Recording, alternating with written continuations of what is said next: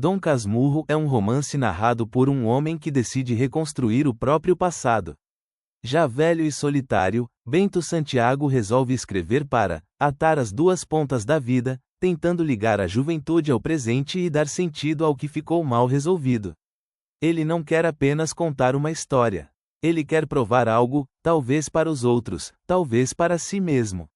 Escrito por Machado de Assis, o livro não se apoia em grandes acontecimentos externos, mas na memória, na dúvida e na forma como alguém escolhe lembrar. Desde as primeiras páginas, o narrador nos convida a entrar em sua versão dos fatos: a infância no bairro de Matacavalos, a promessa feita por sua mãe de torná-lo padre, e a presença constante de Capitolina, Capitu, menina de olhar firme e personalidade marcante.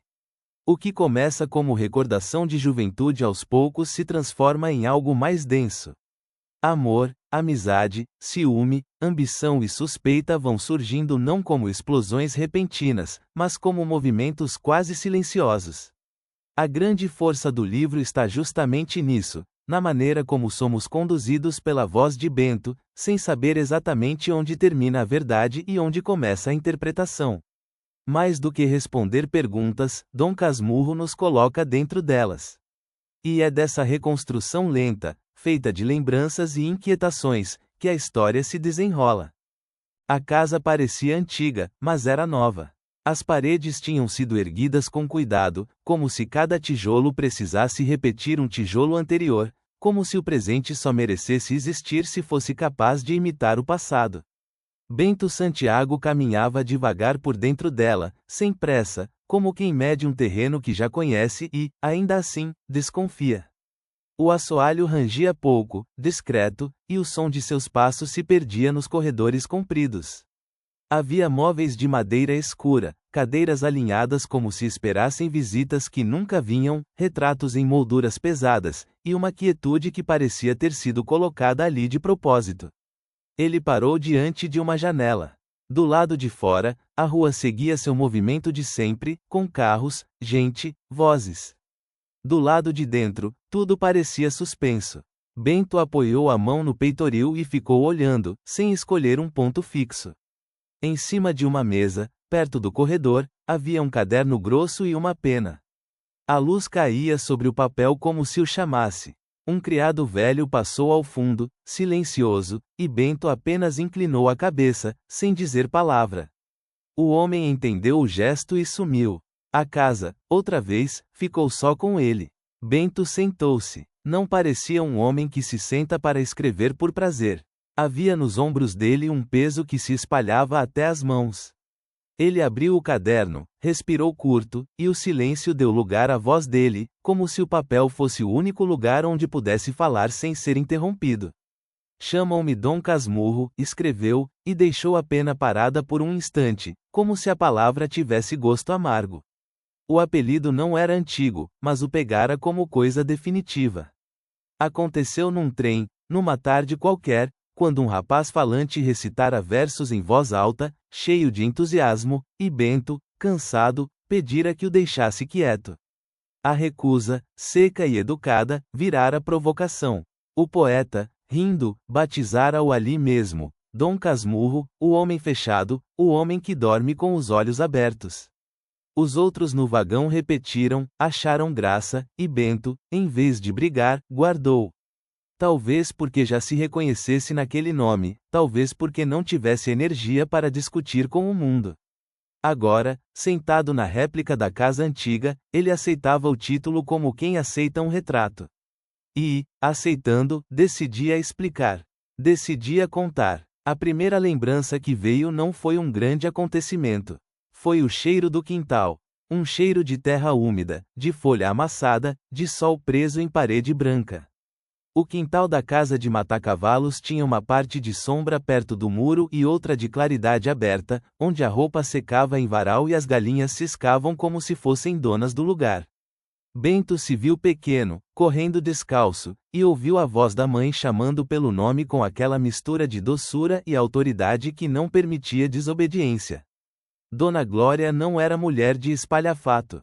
Quando sorria, sorria com os olhos, e quando mandava, mandava com calma, como se a própria calma fosse o castigo.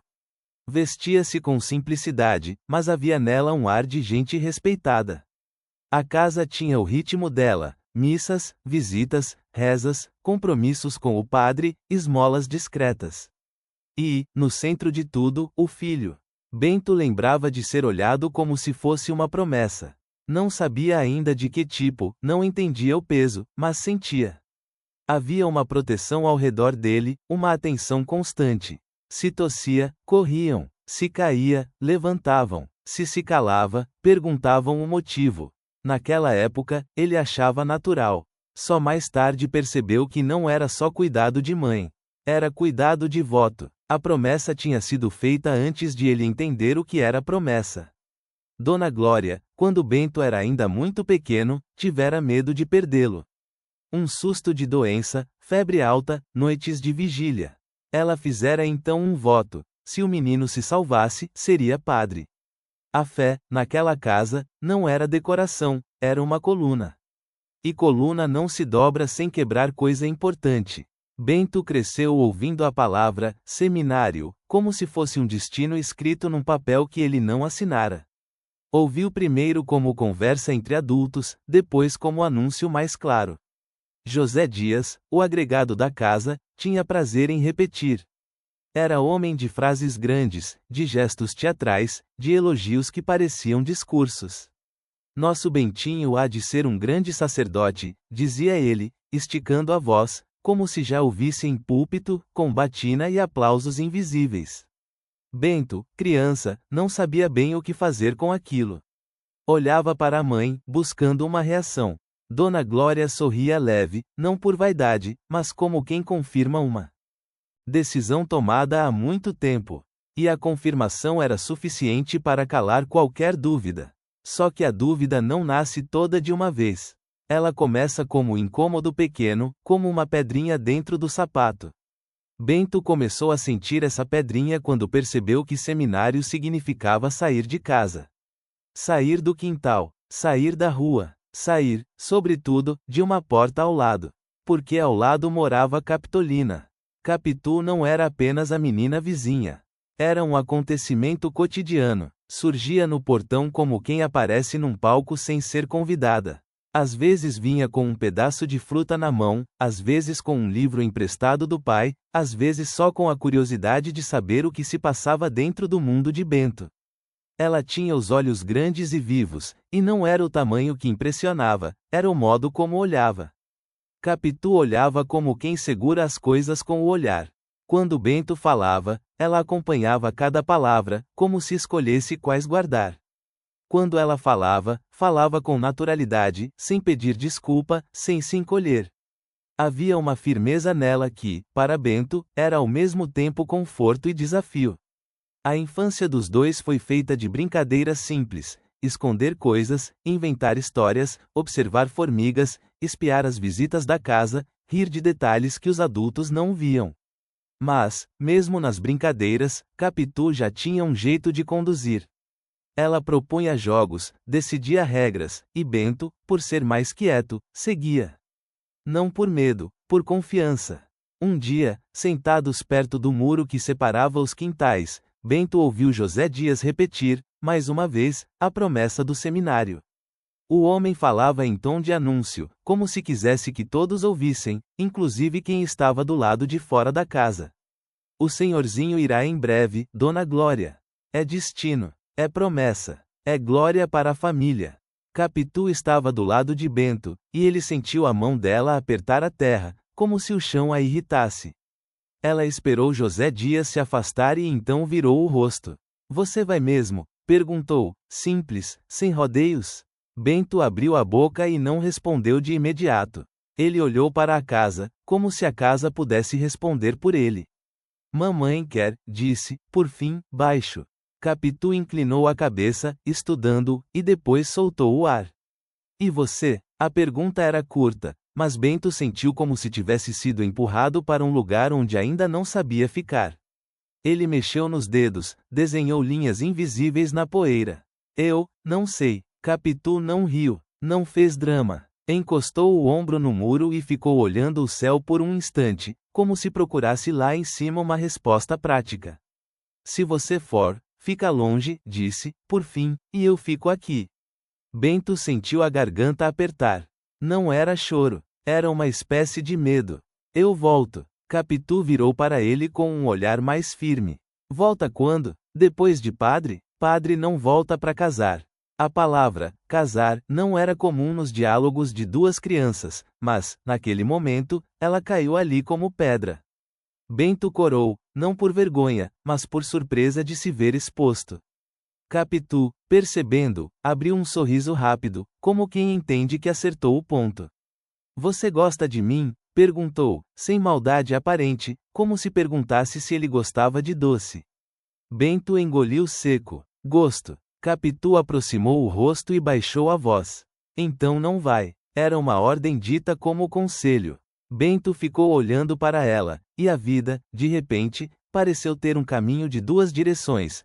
A direção do seminário, com a promessa da mãe e os elogios de José Dias, e a direção do muro, com Capitu ao lado, dizendo, não vai. Naquela noite, Bento ouviu Dona Glória rezar. Ela rezava com calma, ajoelhada, os dedos passando pelo rosário. Bento observou de longe. A mãe parecia tão certa de tudo, tão segura, que ele não encontrou coragem para falar. Ficou parado na porta, como quem espera uma brecha que não vem. Quando Dona Glória terminou, levantou-se e viu o filho. Que foi, Bentinho? Nada, mamãe. Ela tocou o rosto dele com a mão, e Bento sentiu o carinho como um peso maior. Dona Glória o beijou na testa e voltou para seus afazeres. Bento ficou ali, parado, com a sensação de que a promessa era um fio preso ao pescoço dele, delicado, mas firme. No dia seguinte, Capitu apareceu cedo. Trouxe um pedaço de tecido na mão, como se tivesse uma tarefa qualquer, e encontrou Bento no quintal. Você tem que falar com ela, disse, sem cerimônia.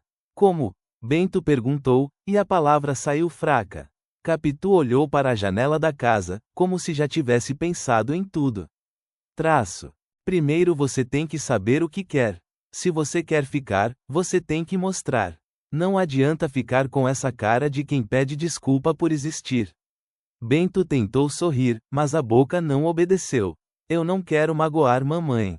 Capitu se aproximou mais, até ficar tão perto que Bento sentiu o cheiro do cabelo dela. E eu? Ela perguntou. E dessa vez a voz veio mais baixa, mais séria, eu não sou ninguém. Bento levantou a mão e tocou de leve os dedos dela, num gesto tímido, como se testasse se podia. Capitu não recuou, e, naquele toque, Bento entendeu que o medo tinha nome, perder aquilo. Os dias seguintes foram cheios de pequenas conspirações. Não conspirações grandes, de novela, mas de conversa sussurrada, de olhar trocado, de frases com duplo sentido. Capitu começou a frequentar a casa de Dona Glória com mais constância. Chegava com educação impecável, ajudava a arrumar coisas, elogiava a mãe de Bento de um jeito que parecia sincero. Dona Glória gostava dela, como gostava de ver a juventude ali por perto. E Capitu, sem se exibir, ocupava espaço. José Dias também passou a ser observado como peça importante. Capitu percebia a vaidade dele e usava isso com habilidade. Certa tarde, quando Bento e Capitu o encontraram no corredor, Capitu o cumprimentou com respeito exagerado. Senhor José Dias, meu pai disse que o senhor tem muito juízo. Disse que o senhor sabe de tudo nesta casa. José Dias inflou o peito, contente. Eu faço o que posso, minha filha. Tenho cuidado desta família com zelo.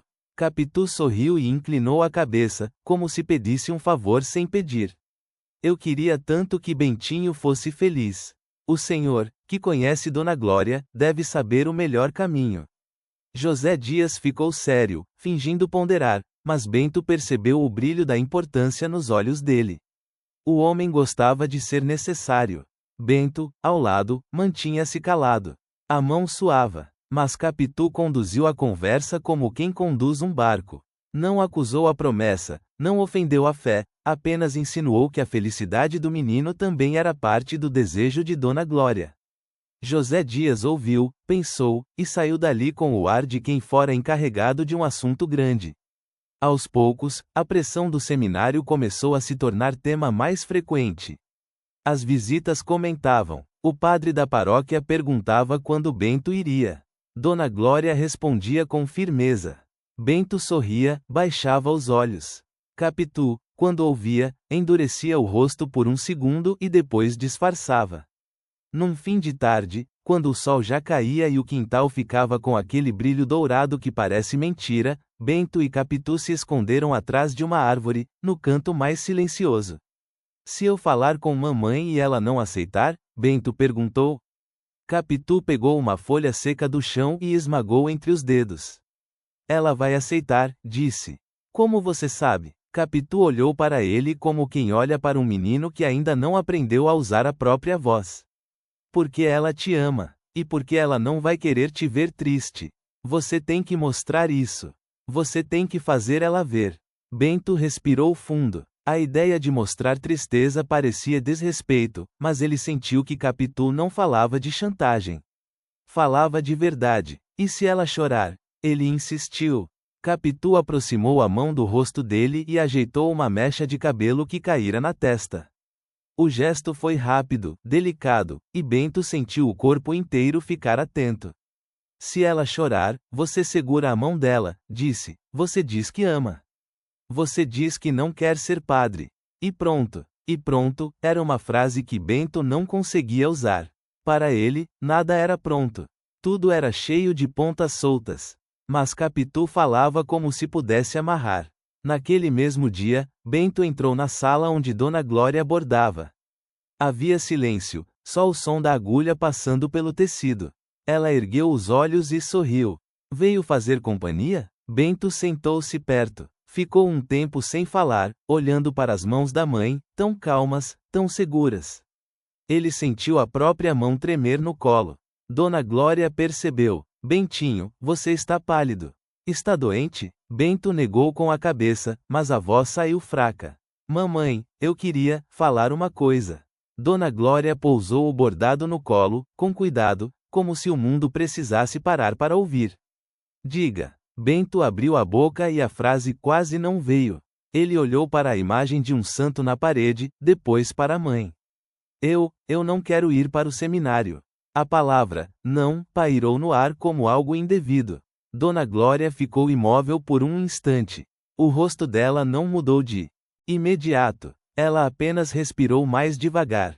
Como? Perguntou, e a voz veio baixa, mas firme. Bento sentiu o coração bater no ouvido. Eu não quero ser padre. Dona Glória inclinou o corpo para frente, como se quisesse confirmar se ouvira direito. Você sabe do meu voto. Sei, eu prometi a Deus. Bento engoliu seco. Ele pensou em Capitu e não disse o nome. Pensou no muro, no quintal, na vida. E então, com esforço, colocou a mão sobre a mão da mãe. Mamãe, eu amo a senhora. Eu não quero desrespeitar, mas eu não tenho vontade. Eu não consigo me ver assim. Dona Glória olhou para a mão dele sobre a dela. Seus dedos ficaram quietos, presos sob a pressão do filho. Ela não arrancou, não afastou, apenas olhou. Quem pôs isso na sua cabeça? Perguntou. Bento sentiu o rosto esquentar, mas manteve. Ninguém pôs. Eu sinto. Dona Glória ficou em silêncio. O silêncio dela era diferente do silêncio da casa. Era um silêncio de pensamento, de oração, de luta interna. Ela puxou a mão devagar, não com raiva, mas com cuidado, como quem precisa de espaço para respirar. Eu vou pensar, disse. Bento saiu da sala como se estivesse saindo de uma igreja depois de uma confissão. Andou até o quintal e encontrou Capitu esperando, encostada no muro, como se já soubesse. E então? Ela perguntou. Bento olhou para ela e não conseguiu sorrir, mas nos olhos dele havia algo novo, a sensação de ter, finalmente, dito uma palavra que era dele. Ela vai pensar, disse. Capitu soltou o ar, satisfeita. Já é o começo. O céu escurecia devagar. As primeiras luzes da rua acendiam. Bento ficou ali ao lado dela, sentindo que o futuro, pela primeira vez, não era uma linha reta desenhada por outros. Era um caminho que ainda podia ser disputado, passo por passo. E, naquela noite, o silêncio da casa pareceu menos pesado, como se a réplica do passado tivesse aberto uma fresta para alguma coisa viva. Dona Glória passou os dias seguintes mais recolhida. Não falou novamente no assunto, mas também não repetiu, como antes, as certezas sobre o seminário. A casa percebeu a mudança antes mesmo de qualquer anúncio. José Dias circulava pelos corredores com um ar atento, como se aguardasse uma decisão que pudesse transformá-lo em conselheiro indispensável. Bento evitava cruzar com ele por muito tempo, temendo perguntas diretas. Capitu, por sua vez, mantinha a serenidade. Não pressionava, apenas observava. Quando encontrava Bento junto ao muro, perguntava pouco, mas os olhos buscavam resposta antes da palavra. Ela disse mais alguma coisa? Não, respondia Bento, só ficou em silêncio. Capitu assentia, como se o silêncio fosse parte do processo. Numa tarde abafada, Dona Glória chamou José Dias para conversar na sala principal. Bento ouviu apenas trechos, palavras soltas como promessa, interpretação, vida do menino. O coração dele batia acelerado enquanto fingia ler um livro aberto diante de si. Cada pausa na conversa parecia um veredito suspenso. Ao fim, José Dias saiu ajeitando o colete, satisfeito demais para quem apenas refletira. Aproximou-se de Bento com falsa casualidade. Sua mãe é mulher prudente, disse. Nada se decide sem reflexão. Bento tentou decifrar se aquilo era esperança ou aviso. Naquela noite, Dona Glória chamou o filho à sala. Não havia bordado nas mãos dela. Havia apenas a cadeira firme e o olhar direto. Bentinho, eu fiz uma promessa sincera. Mas promessa não é castigo. É gratidão. Se Deus me devolveu você, talvez queira apenas que você seja homem de bem. Bento sentiu o peito se abrir devagar. Mamãe. Ela ergueu a mão, pedindo que esperasse. Eu não retiro meu voto. Mas posso cumpri-lo de outra forma. Você estudará, será digno, e eu mandarei celebrar missas por sua vida. É o que posso fazer sem ofender minha consciência. Bento não se conteve. Ajoelhou-se ao lado da mãe e beijou-lhe as mãos. Dona Glória pousou os dedos sobre a cabeça dele, num gesto que misturava bênção e despedida de um sonho antigo. Quando saiu da sala, correu até o quintal. Capitu estava ali, como se sempre estivesse. E então, ele mal conseguia falar. Eu fico. Capitu fechou os olhos por um instante, respirou fundo, e depois sorriu, não com explosão, mas com satisfação tranquila. Aproximou-se dele e segurou-lhe o rosto com as duas mãos. Eu sabia. A decisão mudou o rumo dos dias. Bento deixou de ser o futuro sacerdote para tornar-se o estudante aplicado. Os livros passaram a ocupar a mesa onde antes se discutia vocação religiosa. A casa adaptou-se com rapidez surpreendente, como se sempre tivesse esperado por essa alternativa. José Dias trocou os discursos sobre batinas por previsões sobre tribunais e carreiras ilustres. Os anos seguintes trouxeram amadurecimento. Bento estudava com disciplina, mas carregava dentro de si a memória constante de que aquela vida fora conquistada com esforço e risco. Capitu acompanhava cada etapa, incentivando, opinando, participando. Já não eram duas crianças separadas por um muro, eram dois jovens que haviam escolhido permanecer lado a lado. Foi nesse período que Escobar se tornou presença firme. De espírito prático, olhar atento e fala segura, ele oferecia contraste à introspecção de Bento. A amizade consolidou-se na troca de ideias, nos estudos compartilhados, nas conversas sobre futuro e ambição. Escobar falava de negócios como quem descreve um mapa claro, via oportunidades onde outros viam apenas rotina. Capitu observava a amizade com naturalidade. Conversava com Escobar sem reservas, interessava-se pelas histórias que ele contava sobre comércio, investimentos e planos. Bento sentia orgulho da harmonia entre os três. Via ali um círculo forte, unido por confiança mútua. O casamento com Capitu veio como consequência natural. Não houve oposição séria, nem drama exagerado. Dona Glória assistiu à cerimônia com serenidade emocionada, certa de que o filho estava no caminho que escolhera. José Dias discursou como se fosse testemunha principal da trajetória inteira. A nova casa encheu-se de movimento. Capitu assumiu os espaços com inteligência e organização. Mudou móveis de lugar, ajustou horários, criou hábitos novos. Bento admirava a firmeza dela. Havia nela uma segurança que não diminuíra com o tempo, ao contrário, tornara-se mais definida. Escobar também se casou com Sancha, e as duas famílias estreitaram laços. Jantares tornaram-se frequentes. Conversas atravessavam noites inteiras. Projetos eram discutidos entre taças e risos contidos. Escobar prosperava nos negócios, demonstrando habilidade incomum para multiplicar recursos. Foi numa dessas noites que Bento percebeu algo sutil. Enquanto Escobar explicava um investimento, Capitu inclinou-se levemente para ouvi-lo melhor. O gesto era simples, natural, mas o olhar dela parecia atento demais. Escobar, ao notar a atenção, sustentou o olhar por um segundo além do habitual. Nada foi dito. Nada houve além do que qualquer observador chamaria de cordialidade. Ainda assim, Bento sentiu um movimento interno, pequeno, quase invisível, mas persistente. O nascimento de Ezequiel trouxe alegria e nova responsabilidade. O menino tinha traços delicados e olhar vivo.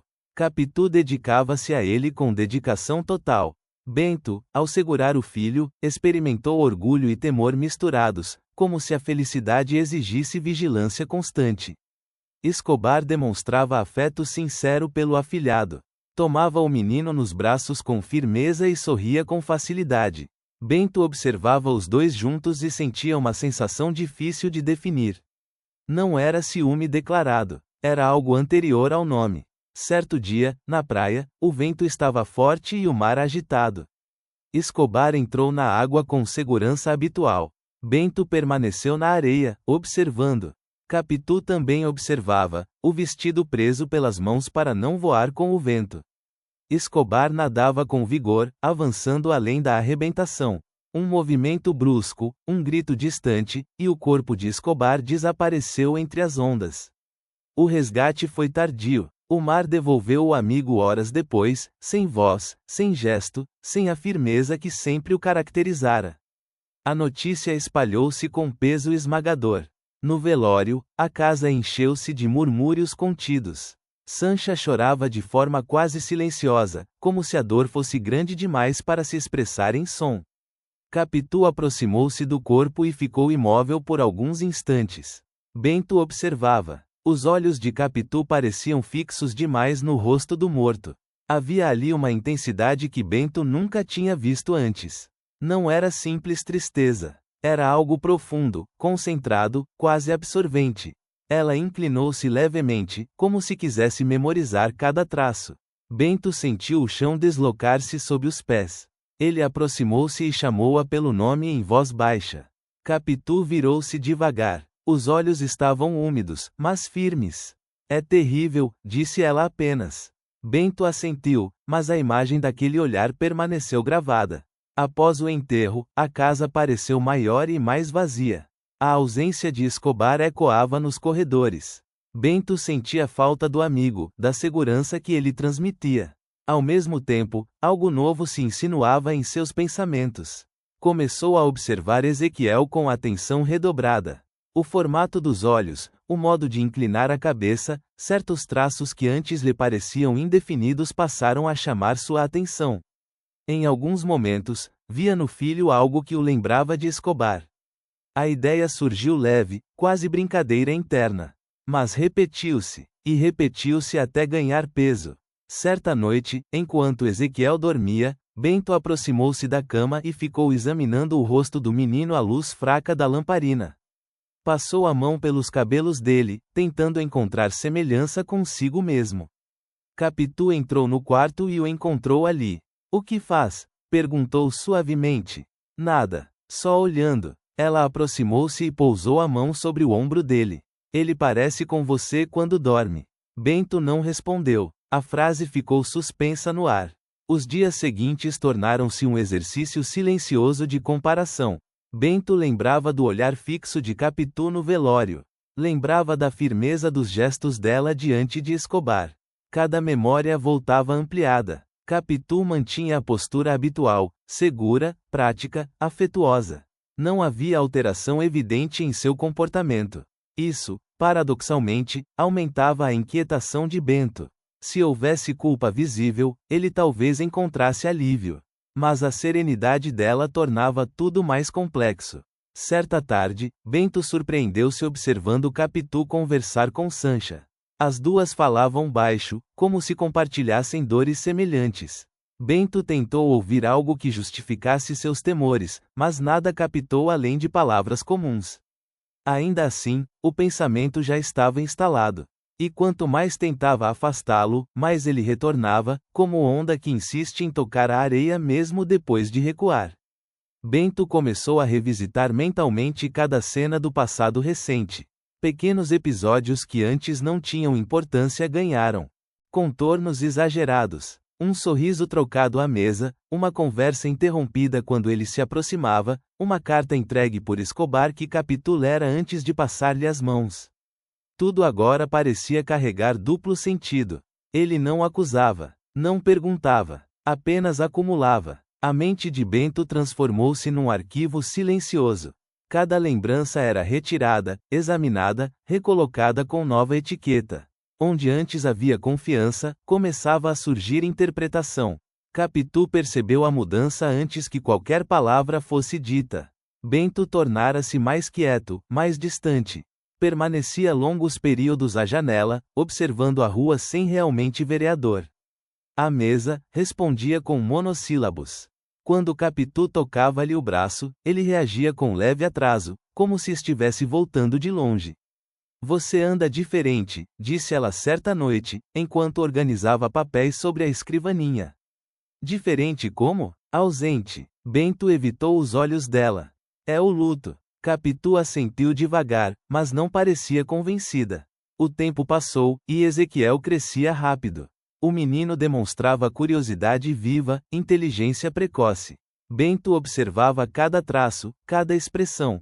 Quando Ezequiel sorria de lado, Bento sentia um frio na espinha. Aquele sorriso lembrava alguém. Certa tarde, enquanto o filho brincava no chão com pequenos pedaços de madeira, Bento chamou-o pelo nome. O menino levantou os olhos e inclinou a cabeça num gesto que Bento reconheceu de imediato. Não era gesto dele, era gesto de outro. Bento sentou-se pesadamente na cadeira. Capitu, chamou, a voz mais firme do que pretendia. Ela veio do quarto ao lado. Que houve? Bento apontou para o menino. Você não acha que ele... A frase morreu antes de nascer. Capitu olhou para o filho, depois para Bento. Que ele o quê? Bento balançou a cabeça. Nada. Capitu aproximou-se, estudando o rosto do marido. Se há algo, diga. Bento sustentou o olhar por um segundo longo demais e desviou. Não há nada. Mas havia. As noites tornaram-se mais longas. Bento acordava no meio da madrugada e ficava observando o teto escuro. O silêncio da casa, que antes lhe trouxera paz, agora ampliava pensamentos. Ele lembrava do velório, do olhar fixo de Capitu, do modo como ela parecera absorver cada traço do amigo morto.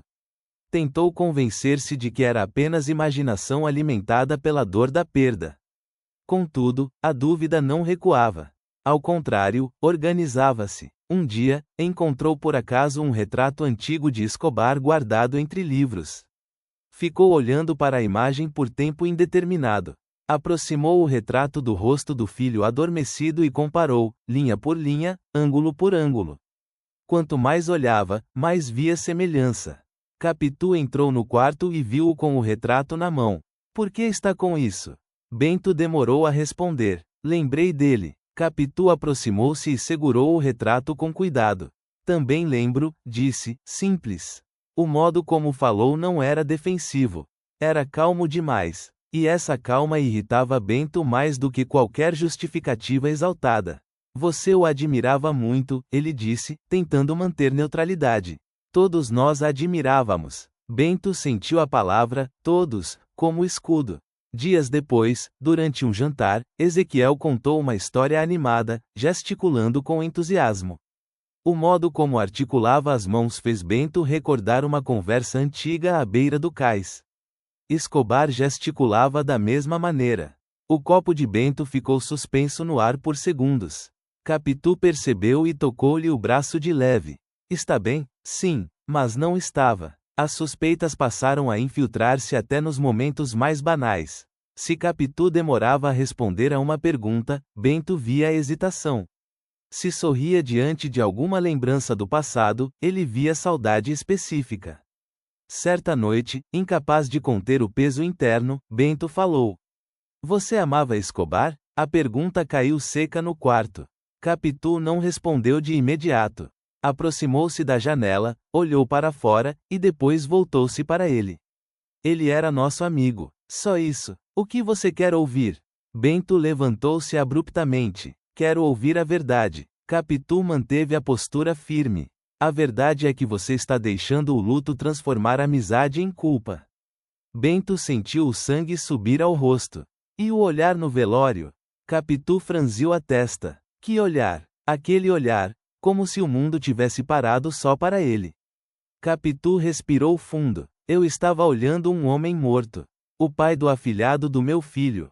Nosso amigo. Como você queria que eu olhasse? A lógica da resposta não apaziguou Bento.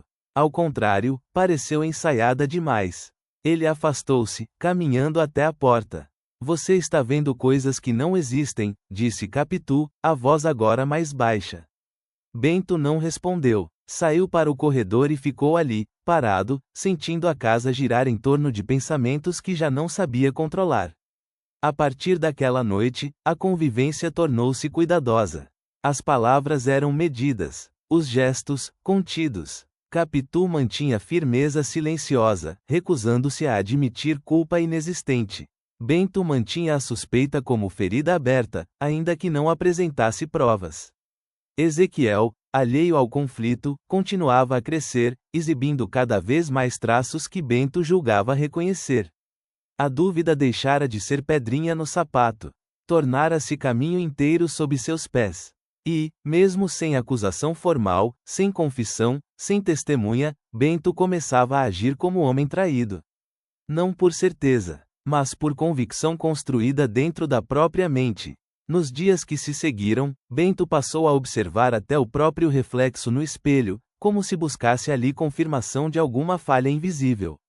Perguntava-se se fora cego, se ignorara sinais óbvios, se a confiança que sempre tivera em Capitu não passara de ingenuidade prolongada.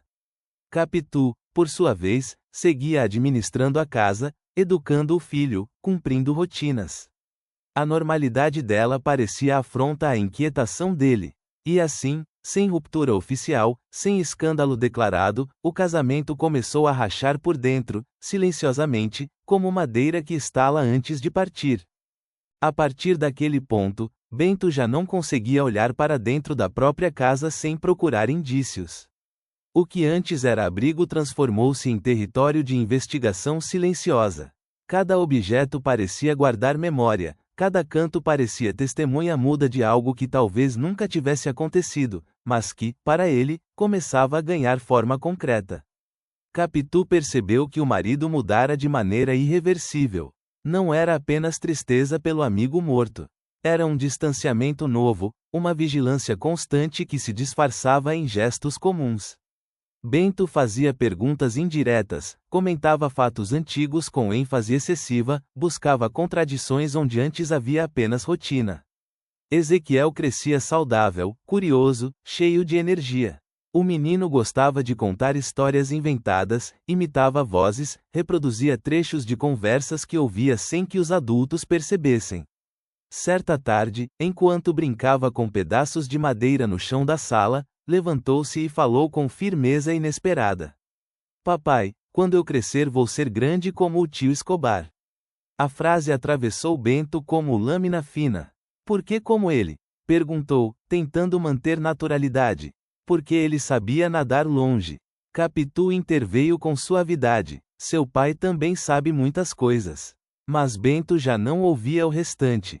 A simples associação do filho com o nome do amigo morto reforçava uma suspeita que ele vinha alimentando em silêncio. Naquela noite, Bento abriu antigas cartas guardadas numa caixa de madeira. Eram cartas trocadas entre as famílias, bilhetes rápidos, anotações sobre encontros e compromissos. Não encontrou nada explícito, nada que pudesse ser chamado de prova. Apenas frases cordiais, cumprimentos, assuntos domésticos.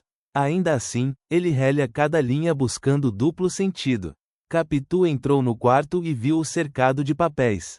O que procura? Lembranças. Lembranças ou confirmações? Bento ergueu os olhos. Havia cansaço neles, mas também obstinação. Você acha que eu inventaria algo assim? Capitu aproximou-se e fechou a tampa da caixa devagar. Acho que você está sofrendo. E que, quando alguém sofre, começa a procurar motivo concreto para a dor. Então não há motivo? Não o que você imagina. A resposta não satisfez. Bento queria negação firme, indignação clara, qualquer reação que aliviasse sua convicção interna. Mas Capitu permanecia equilibrada demais. Os dias passaram com tensão crescente. Pequenas discussões surgiam por detalhes banais. Um atraso, um comentário, um olhar atravessado. A convivência tornava-se cuidadosa, como se ambos caminhassem sobre vidro fino. Certa manhã, Bento decidiu acompanhar o filho até a escola. Caminharam lado a lado pela rua ainda úmida do sereno. Ezequiel falava animado sobre um colega novo. Bento observava o perfil do menino sob a luz lateral. O formato do nariz, o jeito de franzir a testa ao concentrar-se. Quanto mais observava, mais enxergava traços que o perturbavam. Papai, por que você olha tanto para mim? Perguntou o menino, rindo. Bento desviou o olhar. Porque você é meu filho. A palavra, meu, saiu mais forte do que o necessário. Na volta para casa, encontrou Capitu à janela. Ela parecia esperá-lo. Você precisa parar com isso, disse, sem rodeios. Com o quê? Com essa perseguição invisível. Você está transformando nosso filho em suspeito. Bento sentiu o peso da acusação. Eu só quero a verdade. Capitu aproximou-se. A verdade é que você não confia mais em mim. O silêncio que se seguiu foi mais eloquente que qualquer resposta. A partir daquele dia, Bento começou a considerar uma decisão extrema. Não falava dela, mas pensava constantemente: afastar-se. Levar o filho consigo. Ou talvez afastar apenas Capitu. A ideia surgia como solução simples para um problema complexo. Num fim de tarde, enquanto observava Ezequiel estudar à mesa, Bento imaginou a cena de um futuro distante. Ele e o filho morando longe dali. Capitu ausente. A suspeita encerrada pela distância. Mas a própria imagem trazia dor. Capitu entrou no ambiente e percebeu o olhar fixo dele. Você está pensando em ir embora, disse. Bento não negou. Talvez seja o melhor. Melhor para quem? Para todos. Capitu aproximou-se lentamente. Você quer punir uma culpa que não existe. Não existe para você. E para você, existe prova? Bento permaneceu calado. Não tinha prova. Tinha convicção. A discussão não evoluiu para gritos. Não houve explosão dramática. Apenas um desgaste contínuo, como água que corrói pedra sem ruído. Algum tempo depois, Bento decidiu enviar Capitu e Ezequiel para a Europa sob o pretexto de estudos e viagens formativas. Argumentou que seria bom para o menino conhecer outros horizontes. Capitu percebeu o subtexto, mas aceitou com dignidade silenciosa. Na despedida, não houve cena pública. Apenas olhares demorados. Ezequiel abraçou o pai com força. Você vai depois, não vai? Bento assentiu, embora não tivesse intenção clara de cumprir a promessa. Capitu aproximou-se por último. Se um dia você perceber que errou, disse, em voz baixa, talvez ainda haja tempo de reconstruir. Bento não respondeu. Observou o navio afastar-se lentamente, levando consigo o que fora o centro da sua vida. A casa, novamente, ficou vazia. Os corredores ecoavam passos solitários. A mesa de jantar parecia grande demais para um único prato. Bento passava horas sentado no mesmo lugar, revendo mentalmente toda a história desde o muro da infância até aquele momento. Ele tentava organizar os fatos como advogado organiza processo. Buscava coerência, sequência lógica, indício convincente.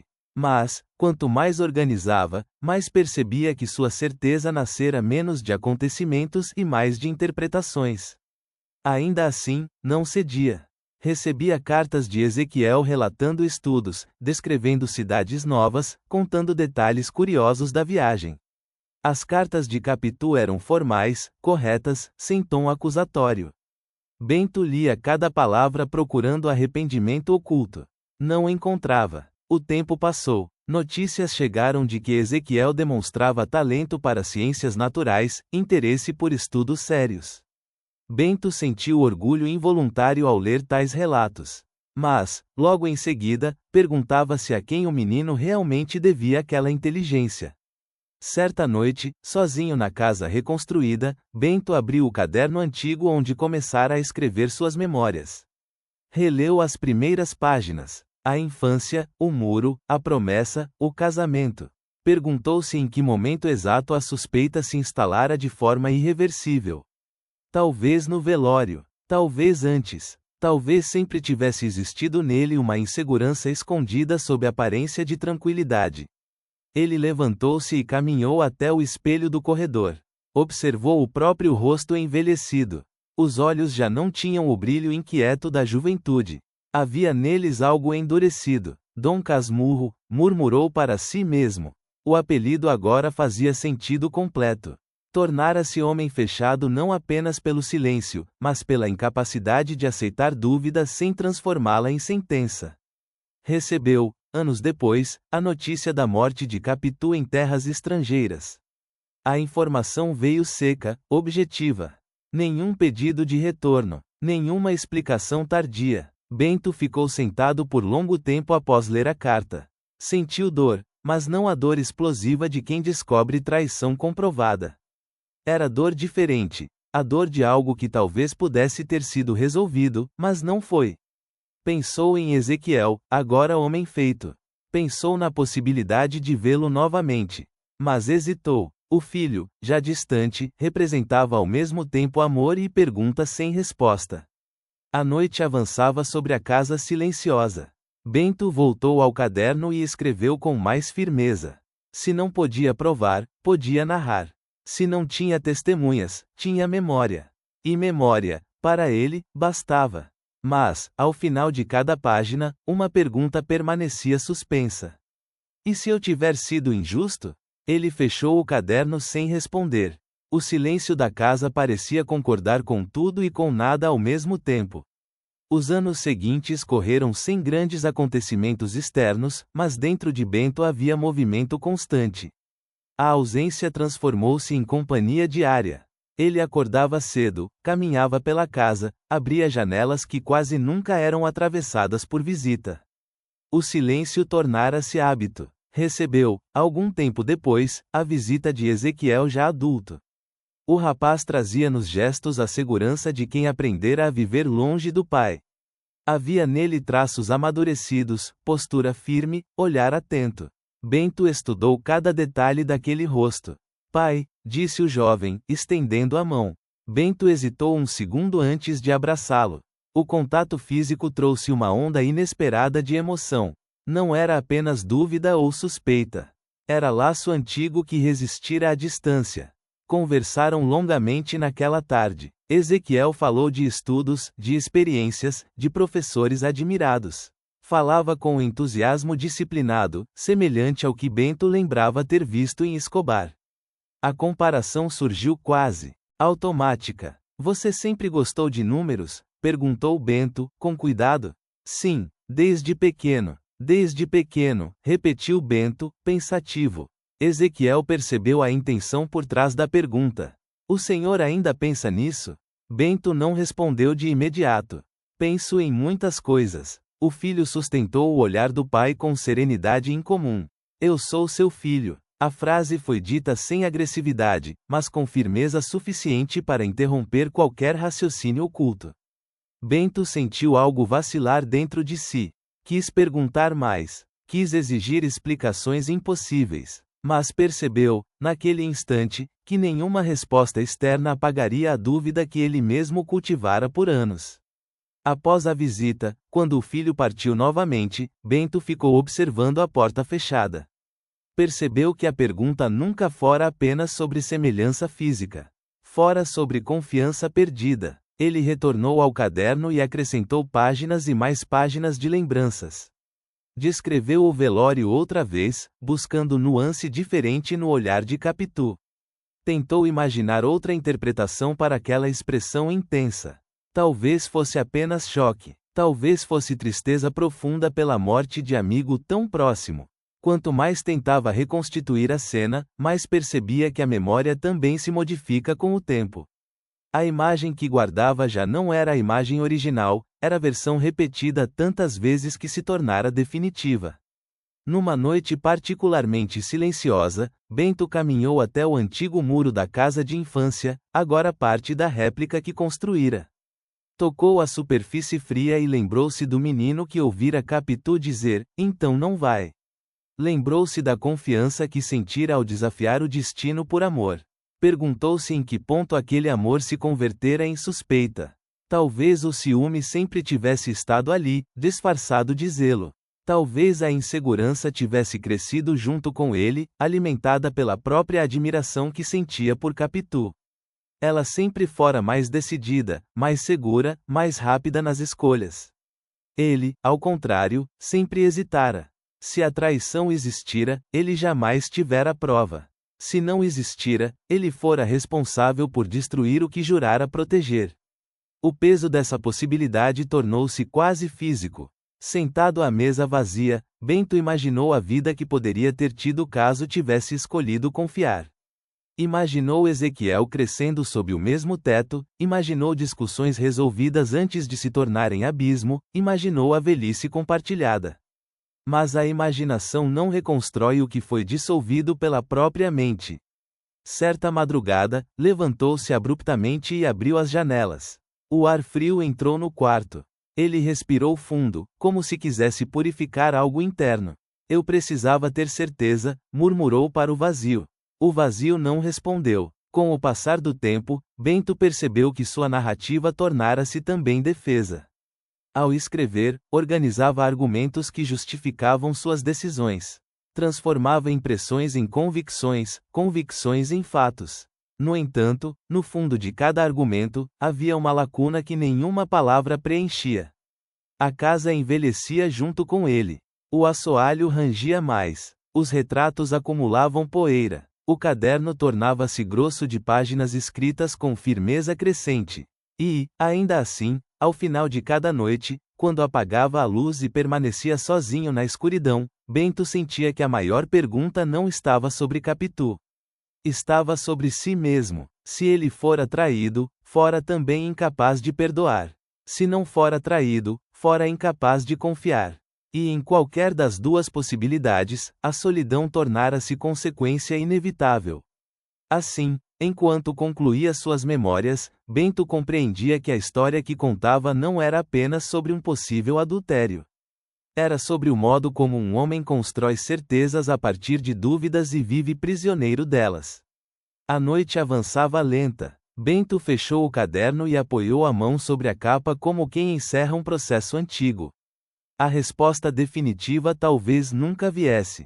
Mas a história estava escrita. Mesmo depois de concluir aquelas páginas, Bento continuou acrescentando pequenas notas nas margens. Recordações que surgiam de repente enquanto caminhava pela rua, enquanto ouvia um trecho de música distante, enquanto observava um casal jovem discutindo e reconciliando-se na calçada. Ele percebia que sua história poderia ser contada de outro modo. Poderia destacar os momentos de felicidade, os anos de cumplicidade, o esforço conjunto para vencer a promessa do seminário. Poderia descrever Capitu como companheira firme, como mãe dedicada, como mulher que jamais lhe negara a palavra quando pedida com clareza. Mas escolhera enfatizar os instantes de dúvida. Essa constatação começou a inquietá-lo. Sentado diante do espelho uma manhã, aproximou o rosto da própria imagem e falou em voz baixa. Fui eu que transformei suspeita em sentença? A pergunta ecoou no quarto vazio. Ele lembrou-se do dia em que Capitu aceitara partir sem protesto escandaloso. Não houve defesa desesperada, não houve juramento dramático. Houve dignidade, talvez porque não houvesse culpa.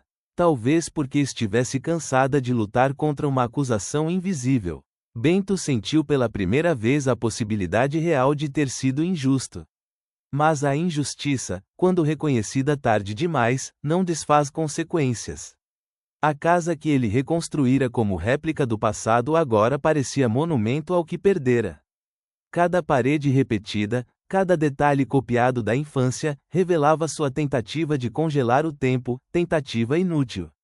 E assim, enquanto o corpo envelhecia e a memória se tornava seu único companheiro constante, Bento compreendeu que sua maior obra não fora a carreira nem a casa reconstruída. Fora a narrativa que criara para sustentar a própria dor. Se Capitu fora culpada ou inocente, o mundo jamais saberia com certeza. Ele mesmo talvez nunca soubesse. Mas a solidão que o acompanhava, essa sim, era prova concreta de que a dúvida, quando alimentada sem limite, é capaz de destruir o que o amor levou anos para construir. Bento fechou definitivamente o caderno naquela noite. Não havia mais o que acrescentar. Restava apenas conviver com o eco da própria história. A casa permanecia em silêncio quando Bento escreveu as últimas linhas. O caderno estava quase completo, as páginas preenchidas por lembranças que ele organizara como quem organiza um processo antigo. Não havia júri, não havia sentença oficial, apenas a própria versão dos fatos, alinhada com firmeza suficiente para parecer definitiva. Ele caminhou pelos corredores devagar, tocando os móveis que mandara copiar da antiga casa de matacavalos. A réplica fora construída para unir as duas pontas da vida, como dissera no início. Agora percebia que nenhuma parede reproduz o que foi perdido. O passado não se recompõe por arquitetura. Sentou-se na sala onde tantas vezes imaginara conversas que já não poderiam acontecer. Pensou em Capitu menina, encostada no muro, dizendo, então não vai. Pensou na jovem decidida que o ajudara a enfrentar a promessa da mãe. Pensou na mulher que organizara a casa, que cuidara do filho, que sustentara o olhar mesmo quando acusada sem prova. Pensou também no velório, no olhar que ele jamais esquecera. Perguntou-se, mais uma vez, se aquele olhar era realmente prova de algo ou se fora apenas dor ampliada pela própria insegurança. A verdade é que nunca soube. Talvez Capitu tenha sido fiel. Talvez não. O livro que ele escreveu não entrega veredicto, apenas constrói dúvida. E a dúvida, repetida muitas vezes, adquire aparência de certeza. Bento aproximou-se da janela e observou a rua.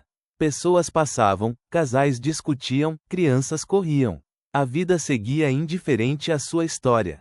Percebeu, então, que passara anos defendendo uma convicção que talvez existisse apenas dentro dele. Se fora traído, não conseguiu provar. Se não fora, não conseguiu confiar. Em qualquer das hipóteses, perdera. Perdera a mulher que amara desde a infância. Perdera a convivência plena com o filho. Perdera a chance de envelhecer ao lado de alguém que dividira com ele a coragem de enfrentar o destino quando eram apenas dois jovens encostados num muro. Restara-lhe a narrativa. Ele voltou ao quarto onde guardava as cartas antigas. Abriu uma delas ao acaso. A letra de Capitu permanecia firme no papel, clara, sem hesitação.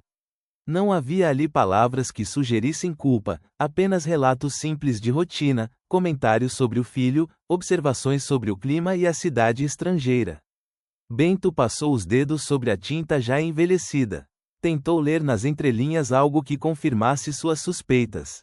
Não encontrou nada além do que sempre estivera ali. Uma mulher descrevendo a própria vida. Sentiu um aperto diferente, menos agressivo, mais próximo de arrependimento.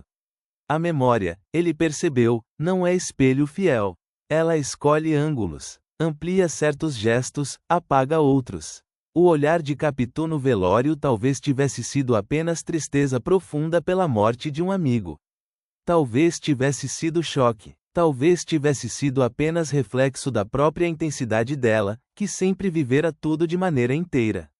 Mas ele escolhera enxergar ali um sinal exclusivo.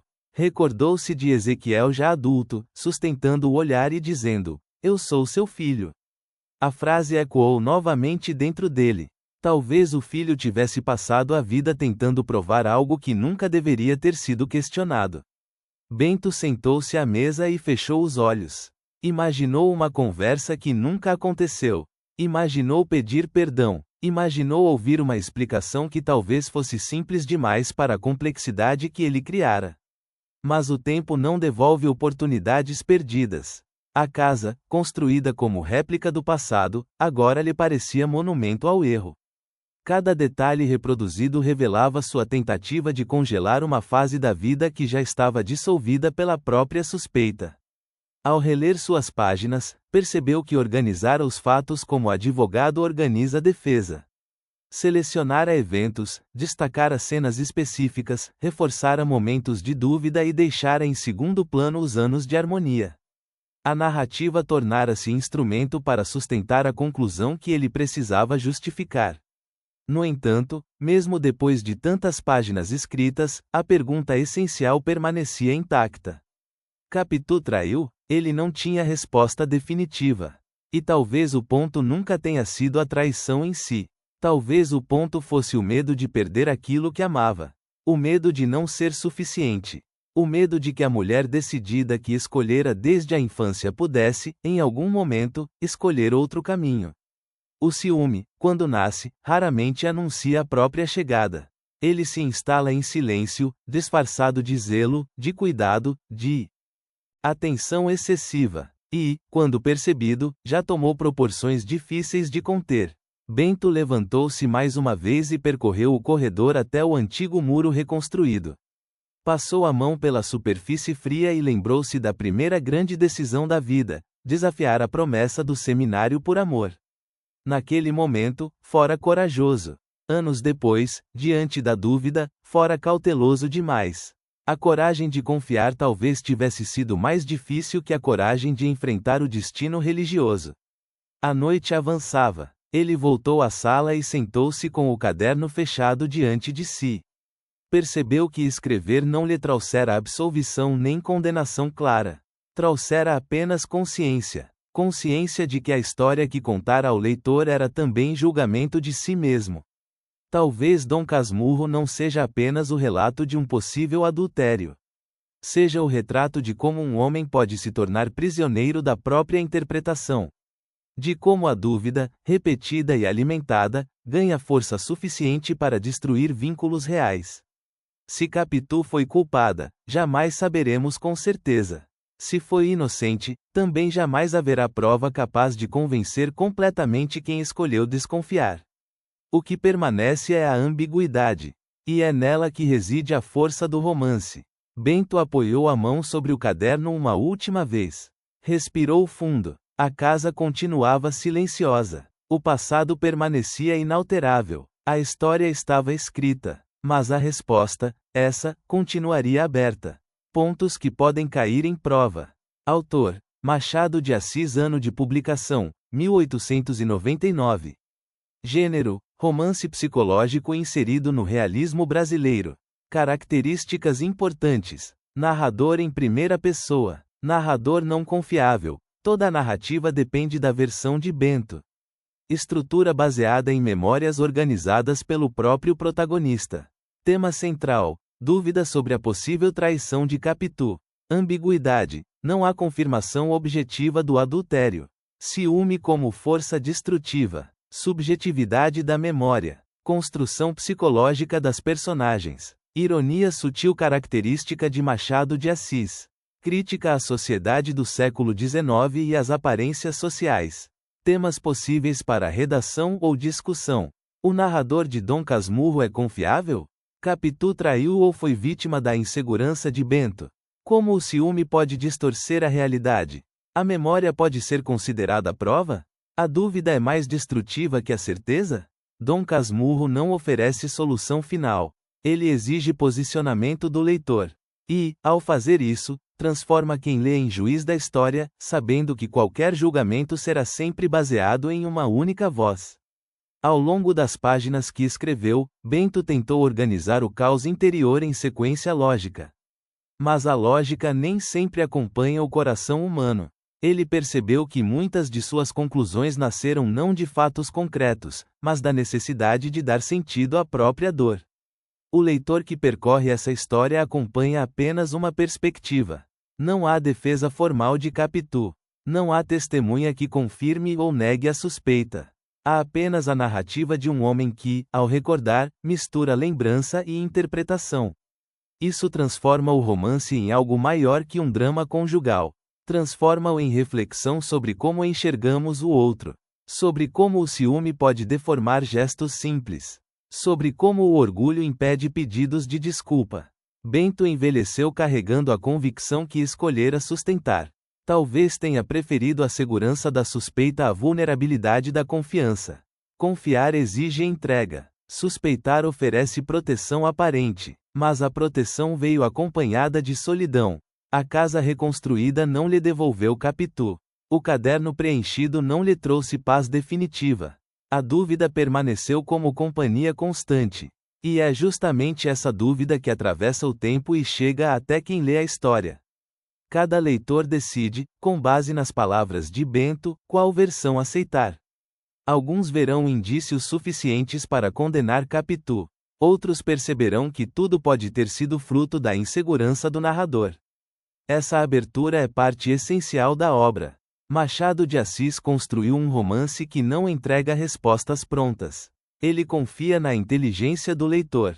Confia na capacidade de questionar quem narra. Confia na percepção de que a verdade, quando contada por apenas uma voz, pode ser incompleta. Ao final, Dom Casmurro permanece atual porque fala de algo permanente, a fragilidade da confiança humana.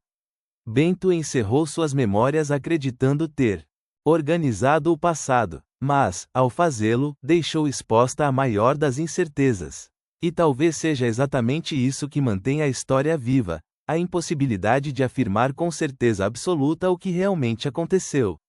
A casa continua silenciosa. A pergunta continua aberta. E a decisão final nunca pertence apenas a Bento, pertence a quem lê.